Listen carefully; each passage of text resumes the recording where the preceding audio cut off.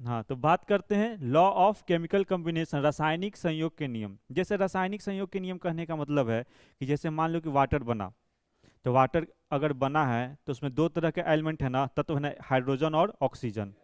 तो किस रेशियो में दोनों को लिया जाए, क्या कितना भी हाइड्रोजन ले लेंगे ऑक्सीजन ले लेंगे तो वाटर बन जाएगा क्या? तो उसके बारे में ये बताया गया है।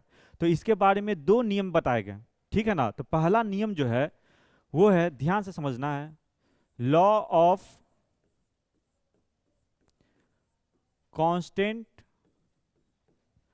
प्रोपोर्शन। इसको बोलते हैं स्थिर अनुपात का नियम, स्थिर अनुपात का नियम, ठीक है। यह ये बोलता है कि मुझे इतना तो पता है ना कि यौगिक का निर्माण अगर होता है तो दो अलग अलग तत्वों के संयोग से होता है।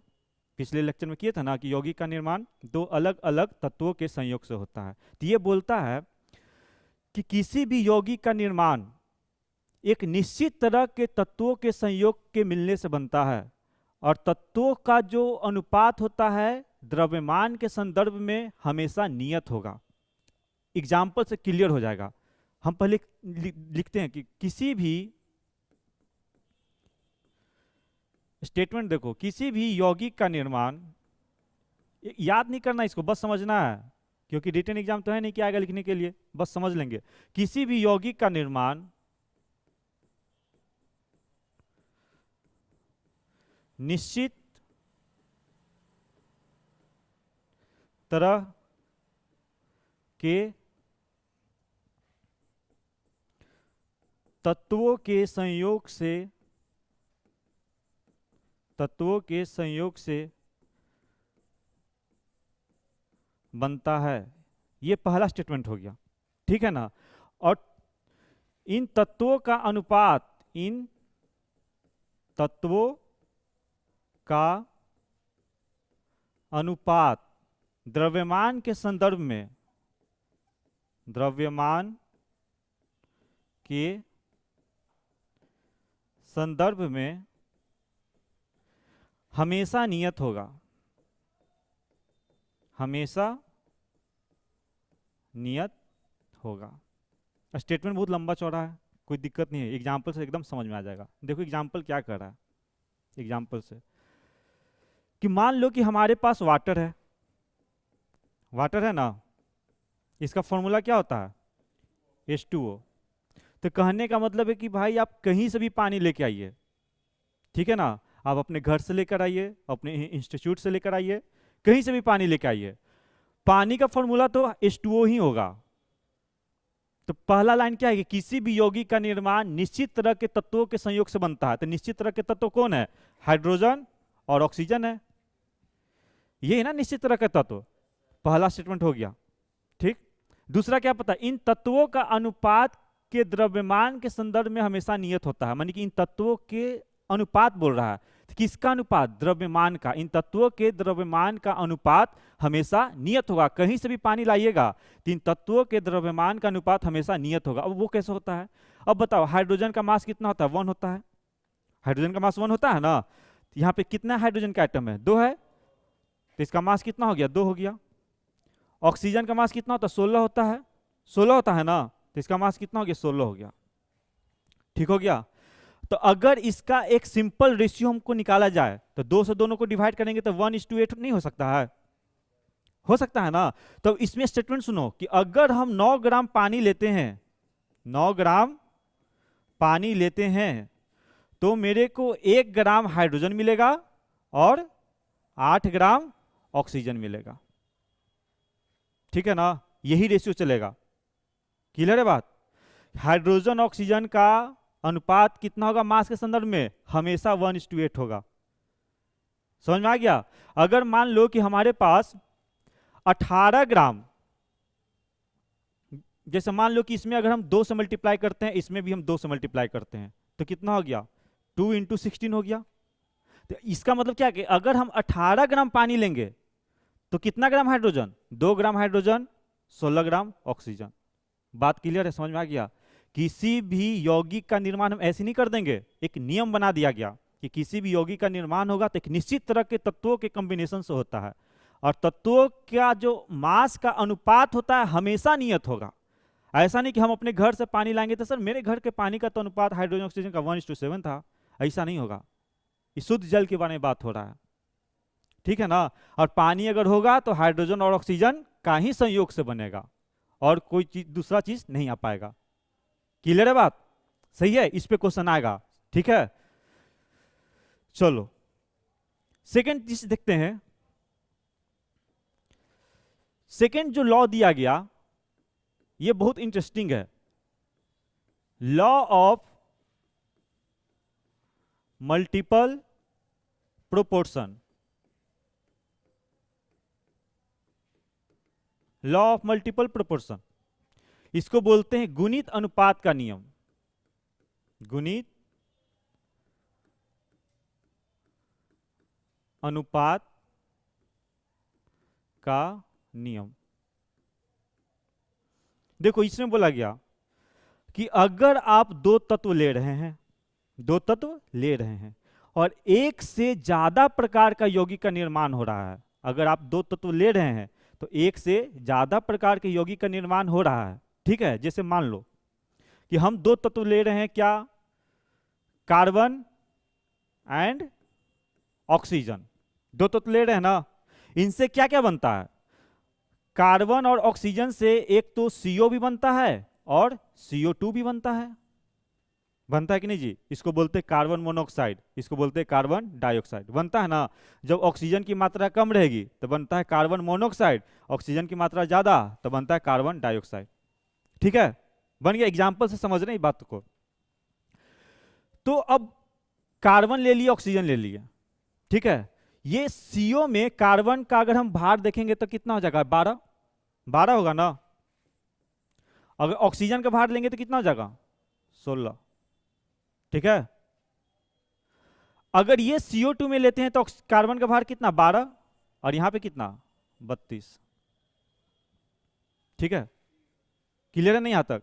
अब ये बोलता है कि दो तत्वों के मिलने से जब एक से ज्यादा प्रकार का यौगिक का निर्माण होता है तो जो तत्व का मास समान है यानी कांस्टेंट है, और जो दूसरे असमान तत्वों के साथ जो मिले हुए हैं, क्या बोल रहे हैं, जो तत्व का मास समान है और दूसरे तत्वों के साथ संयोग किए हुए हैं, तो इन तत्वों का जो रेशियो होगा ना, इन तत्वों का रेशियो होगा वो सिंपल रेशियो होता है। जैसे इन तत्वों, देखो ये तो कांस्टेंट हो गया ना, ये 12 हो गया, ये भी 12 हो गया, यहाँ पे ऑक्सीजन है 16 ग्राम, यहाँ पे ऑक्सीजन है 32 ग्राम, तो इनका रेशियो कितना हो जाएगा, 16/32, 1:2।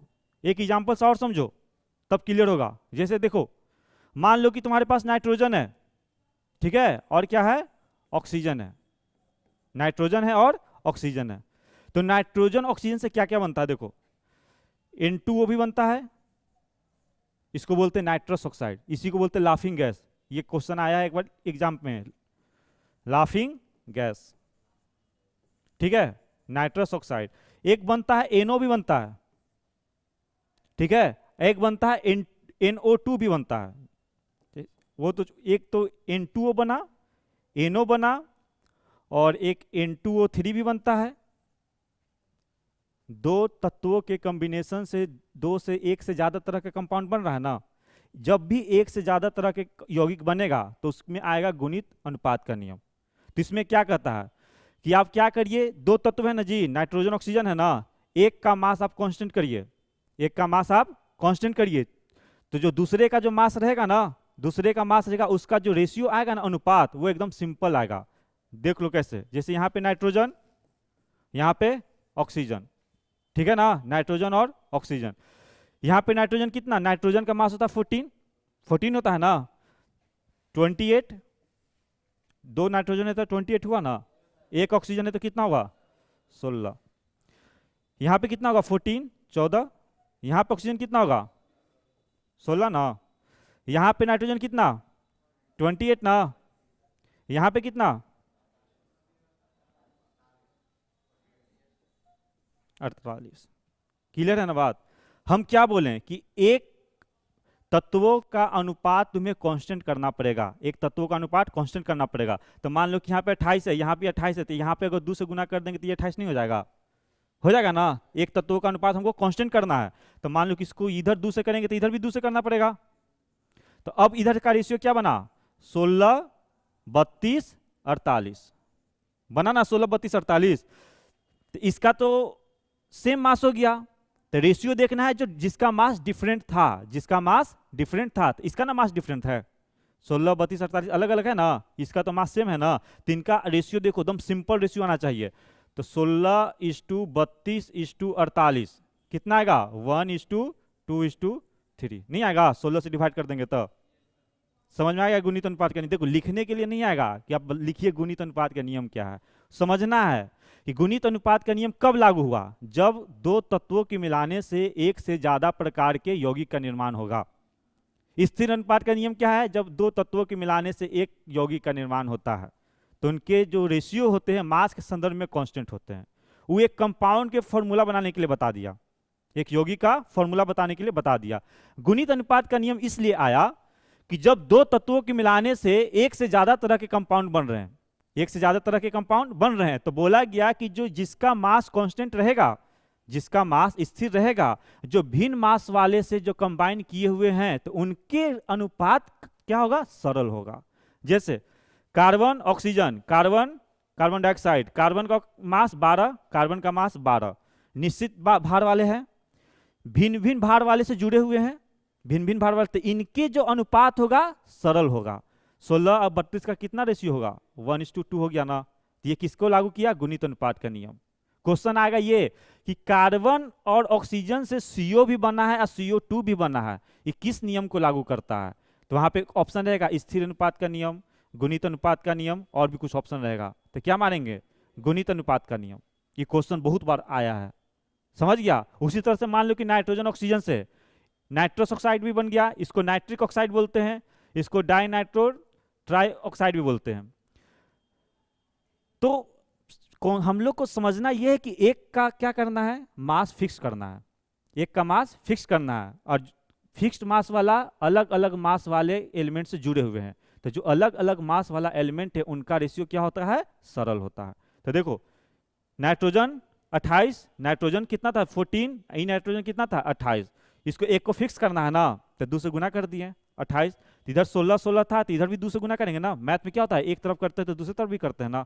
32 हो गया, 16 32 48 हो गया ना। रेशियो सिंपल हो गया कि नहीं?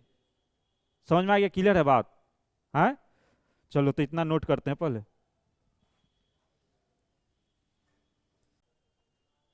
तो देखो लॉ ऑफ मल्टीपल प्रोपोर्शन, गुणित अनुपात का नियम वही होता है जब दो तत्वों के संयोग करने से एक से ज्यादा तरह के यौगिक का निर्माण होता है, तो भिन्न भिन्न भार वाले तत्व जब निश्चित भार वाले तत्वों के साथ संयोग कर रहा है तो इनका रेशियो आपस में सरल होता है।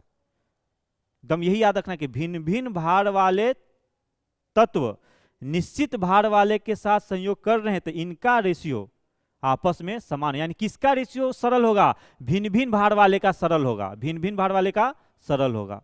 सिंपल सा लॉजिक है।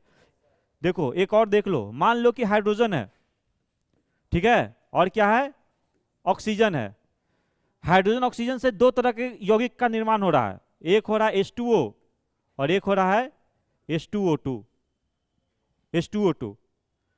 तो आएगा क्वेश्चन कि बताइए किस नियम को फॉलो कर रहा है? निश्चित अनुपात के नियम के कि गुणित अनुपात के नियम के? गुणित। जैसे ही दो कंपाउंड दे दिया, जैसे ही खास तत्वों के मिलने से एक से ज्यादा तरह के कंपाउंड दे दिया तो बस गुणित अनुपात का नियम, ठीक है। केवल एक कंपाउंड बन रहा है तो निश्चित अनुपात का नियम। ये क्वेश्चन पक्का आता है इस चैप्टर में से, यही एक क्वेश्चन नहीं आता है कि कौन स्थिर अनुपात के नियम को पालन करता है और कौन गुणित अनुपात के नियम को पालन करता है। चल जाएगा ना? हाँ, और ये अगर कंसेप्ट क्लियर है तो इससे रिलेटेड कुछ भी क्वेश्चन आएगा तो तुम बना सकते हो। निश्चित अनुपात का नियम तो तुम पता है कि समान तरह एक निश्चित प्रकार के तत्व का ही मिलन होगा। ऐसा नहीं कि हमारे घर में वाटर बन रहा है तो हाइड्रोजन ऑक्सीजन से, और किसी पड़ोसी के घर में वाटर बन रहा है तो उसमें नाइट्रोजन ऑक्सीजन आ गया, ऐसा नहीं होगा, निश्चित ही प्रकार के तत्व मिलेंगे और एक उनका रेशियो भार के संदर्भ में भी नियत ही होगा। हाइड्रोजन और ऑक्सीजन का रेशियो अगर 1:8 है मेरे घर में भी, तो उसके घर में भी 1:8 ही होगा। ठीक है ना। गुणित अनुपात का नियम क्या है? जब दो तत्वों के संयोग करने से एक से ज्यादा प्रकार के यौगिक का निर्माण होता है, तो भिन्न भिन्न भार वाले तत्व जो निश्चित भार वाले तत्वों के साथ संयोग कर रहे हैं, तो उनका रेशियो आपस में क्या होगा? सिंपल होगा, सिंपल होगा। इसमें देखो हाइड्रोजन और ऑक्सीजन है ना, हाइड्रोजन और ऑक्सीजन है ना, तो हाइड्रोजन कितना 2, ऑक्सीजन कितना 16 ना।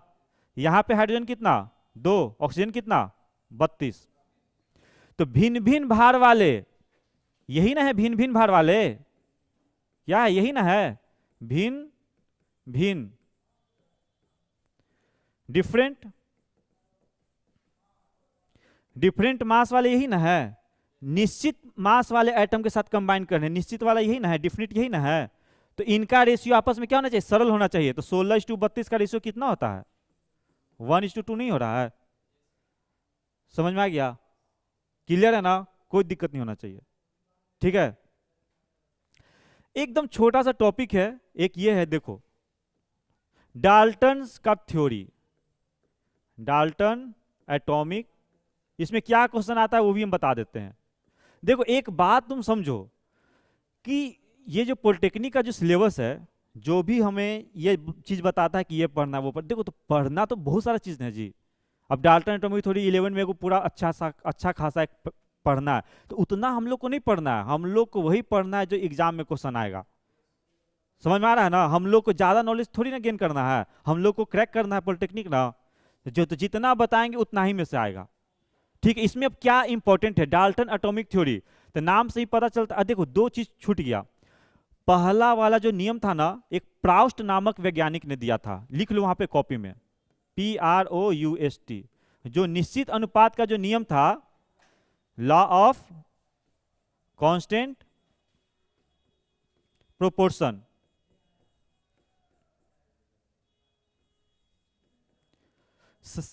लगभग 1789 ईयर में इस लॉ को इन्होंने दिया था। प्राउस्ट नामक एक साइंटिस्ट है, PROUST। ठीक है, PROUST। और जो सेकेंड वाला जो लॉ है वो डाल्टन ने ही दिया था, उसके बगल में लिख लो Dalton, law of multiple proportional में लिख लो डाल्टन। ठीक है, अब देखो ये है डाल्टन, जितना भी ये सब थ्योरी है किसके लिए है? क्या वो 1803 है। ठीक है, 1803, 1803 है। Law of multiple proportional, law of multiple proportion 1803, और ये शायद 1808 के आसपास का ये कहानी है, डाल्टन एटॉमिक थ्योरी 1808 के, मतलब जैसे है ना, जैसे जैसे टाइम बढ़ रहा है। ठीक है, तो जितने भी चीज अभी हमने दो नियम पढ़े, वो किसके लिए था? कंपाउंड के निर्माण के लिए था। कंपाउंड के निर्माण के लिए ये थ्योरी क्या बोलता है ये सुन लो। ये बोलता है सबसे पहले कि देखो जो परमाणु जो होते हैं, एटम जो होते हैं, एटम जो होते हैं अविभाज्य होते हैं, अविभाज्य, जिसे मतलब कि हम तोड़ नहीं सकते हैं, काट नहीं सकते हैं, और इन्हीं कणों से मिलके क्या होता है? पदार्थों का निर्माण होता है। ठीक है, पहला पॉइंट था। दूसरा पॉइंट बोला कि ना तो इन्हें नष्ट कर सकते हैं और ना ही इन्हें निर्माण कर सकते हैं। ठीक है, परमाणु को ना ही नष्ट कर सकते हैं ना ही निर्माण कर सकते हैं। क्वेश्चन आता है ये वाला, क्वेश्चन आता है ये वाला कि परमाणु कैसे, डाल्टन के अनुसार परमाणु कैसे हैं? अविभाज्य हैं, जिन्हें हम तोड़ नहीं सकते हैं। यही क्वेश्चन आता है कि डाल्टन के अनुसार परमाणु कैसे हैं? अविभाज्य, जिसे हम तोड़ नहीं सकते हैं। अब सिंपल बात, अब देखो सिंपल बात बोल दिया उन्होंने। अब तुम ही सोचो कि मान लो कि हमारे पास आयरन है, आयरन मतलब क्या? लोहा है, तो लोहा एक एलिमेंट है, इसके सबसे छोटा कण क्या हो जाएगा? एटम कहलाएगा। ठीक है ना, तो इसी लोहा का एक और एटम ले लेते हैं, इसी लोहा का एक और एटम ले लेते हैं, तो दो एटम, तो ये दोनों का मास यानी द्रव्यमान, जो भी गुण होगा, physical property, chemical property, same ही ना होगा? अरे दोनों सेम ही ना होगा। यही बोल दिया कि अगर एक एलिमेंट में से आप एक से ज्यादा तरह के परमाणु लेते हैं, एटम लेते हैं, तो उसका फिजिकल प्रॉपर्टी, केमिकल प्रॉपर्टी, मास सब सेम होगा। कोई नया बात है? अरे सेम ही ना होगा। ठीक है, अब बोले कि देखो अब अलग अलग एलिमेंट ले लो, Fe ले लो और कॉपर ले लो। ठीक है, एक आयरन ले लो, एक कॉपर ले लो, इसका एटॉमिक नंबर होता है 26, इसका एटॉमिक नंबर होता है 29। ठीक है, अब इसका सबसे छोटा पार्ट एटम ले लो, अब इसका भी सबसे छोटा पार्ट एटम ले लो।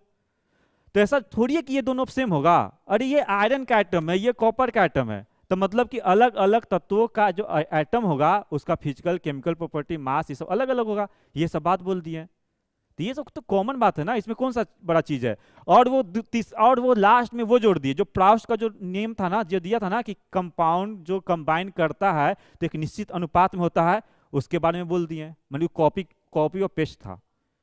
ठीक है ना, तो इसमें बस ये पूछेगा कि डाल्टन के अनुसार परमाणु कैसे हैं, अविभाज्यों की बात में कालांतर में जाके गलत हो गया, क्योंकि परमाणु को भी तोड़ सकते हैं इलेक्ट्रॉन, प्रोटॉन और न्यूट्रॉन में।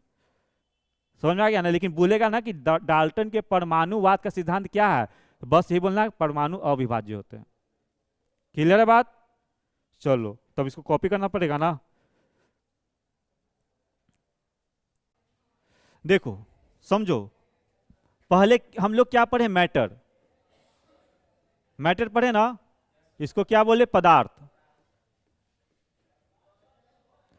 इसको ना दो पार्ट में डिवाइड किया गया, एक प्योर जिसको शुद्ध बोलते हैं, एक इम्प्योर। इम्प्योर का मतलब समझ रहा है ना, अशुद्ध। ठीक है ना, शुद्ध में रखा गया एलिमेंट। एलिमेंट मतलब क्या, तत्व। एलिमेंट एकदम ध्यान से समझना है। कंपाउंड, यौगिक, इसको शुद्ध में रखा गया। और इम्प्योर में रखा गया मिक्सचर को, इम्प्योर में रखा गया मिक्सचर को। ठीक है, अब यहां से समझना है, इम्प्योर में रखा गया मिक्सचर को। अब मिक्सचर क्या है भाई, देखो कंपाउंड और मिक्सचर में बहुत लोग कंफ्यूज कर जाता है। कंपाउंड क्या है, जब दो अलग अलग एलिमेंट को एक निश्चित अनुपात में मिलाते हैं तो कंपाउंड का निर्माण होता है। लेकिन मिक्सचर क्या है, जहां जो दो एलिमेंट या दो यौगिक को किसी भी अनुपात में मिला देंगे तो किसका निर्माण होगा, मिक्सचर का। किसी भी अनुपात में मिला दो, किसी भी अनुपात में मिला दो, किसी भी अनुपात में मिला देना है, कोई दिक्कत नहीं है। अब यहां से दो टर्म निकलेगा, एक का नाम होता है होमोजीनस, एक का नाम होता है, यहां से भी क्वेश्चन आता है, एक होता है हेट्रोजीनस।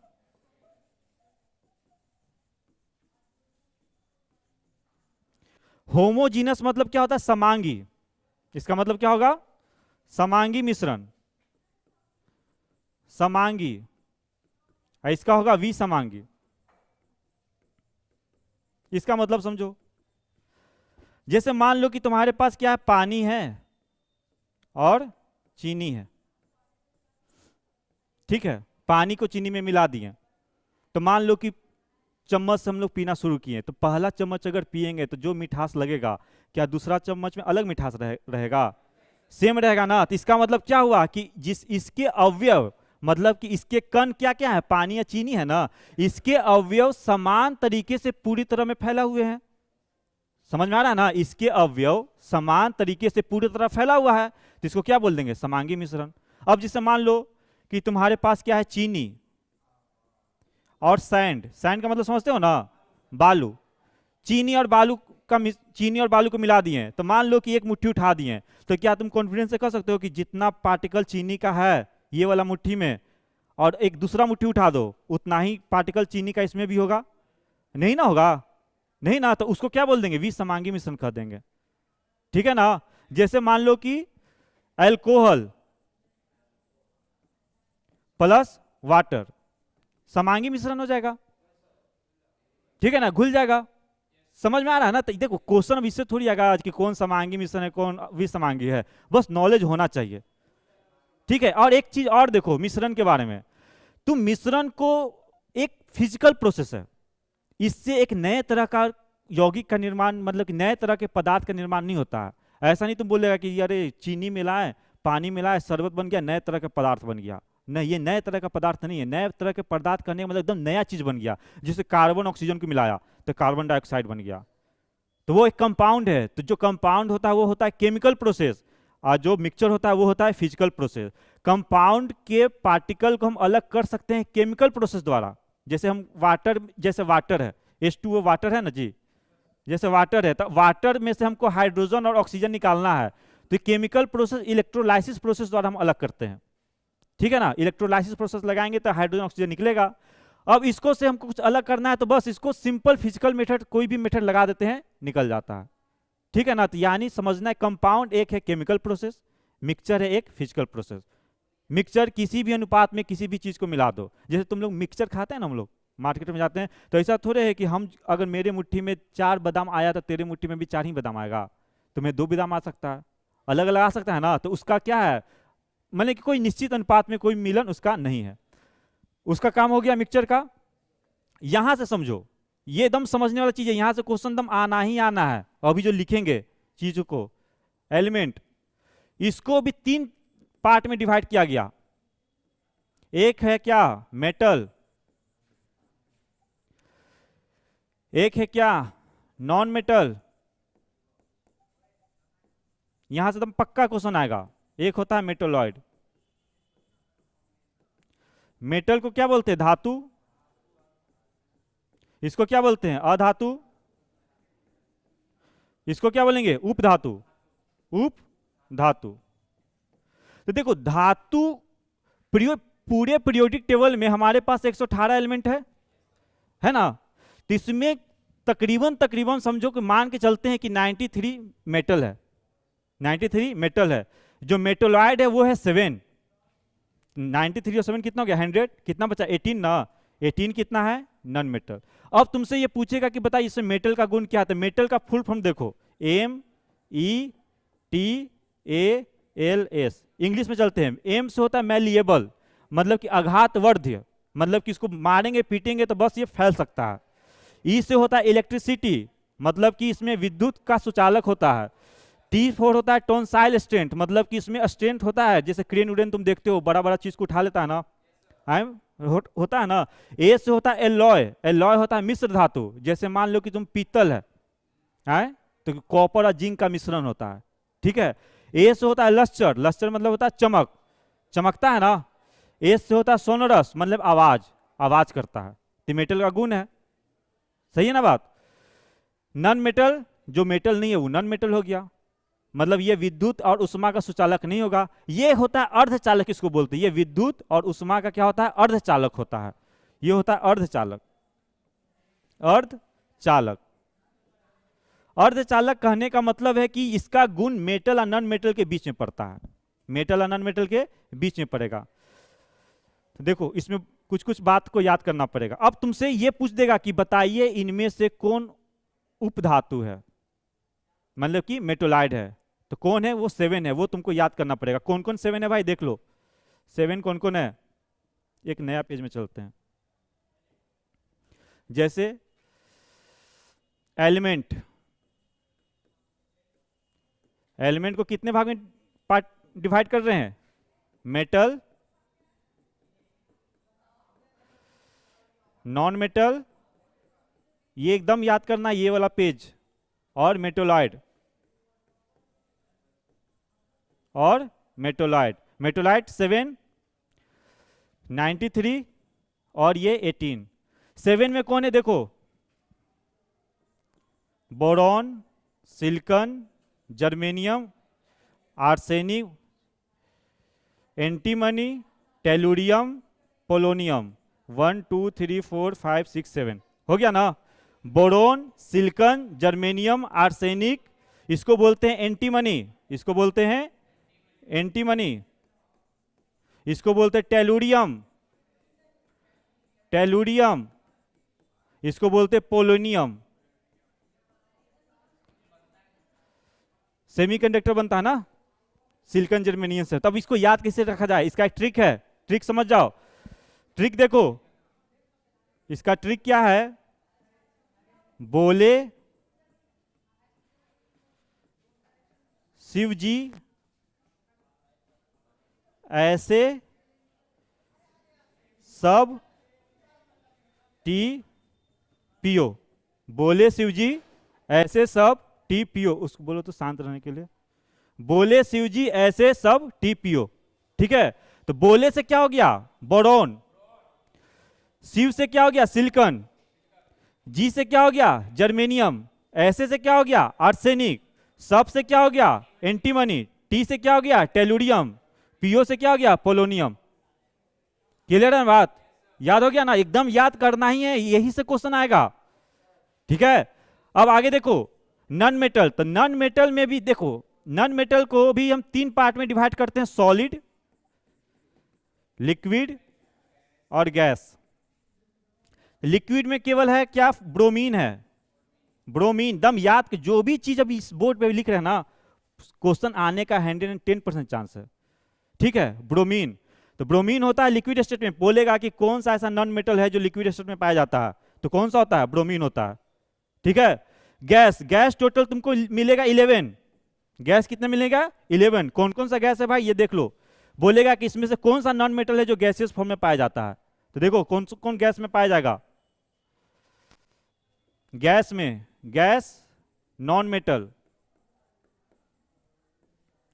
गैस में पाया जाएगा देखो hydrogen, nitrogen, oxygen, fluorine, chlorine, और बाकी जितना तुम्हारा 6 बच गया इनर्ट गैस। इनर्ट गैस पता है ना कौन कौन है? Helium, neon, argon, helium, neon, argon, xenon, radon. ठीक है, 6। देखो ये जो तुम्हारा दिख रहा है ना, ये सब क्या है? नोबल गैस है। क्या है? Noble gas. और ये जो तुम्हारा ये सब तुमको दिख गया, ये सब हो गया नॉन मेटल गैस। ठीक है, ये एकदम याद रखना है। बोलेगा कि इनमें से कौन नॉन मेटल गैस है। लिक्विड कौन सा नॉन मेटल लिक्विड होता है? ब्रोमीन होता है। ठीक है, हाँ कुछ भी पूछ सकता है। क्लियर है बात? आगे देखो, लिक्विड हो गया ना, देखो 11 1 12 टोटल 18 था ना, तो सॉलिड 6 होगा। सॉलिड 6 होगा ना। 6 सॉलिड कौन कौन है वो देखो, कार्बन, ठीक है, फास्फोरस, सल्फर,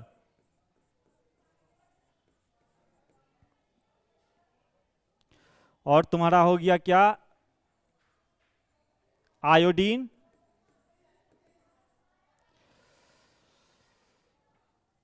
एस्टेटाइन।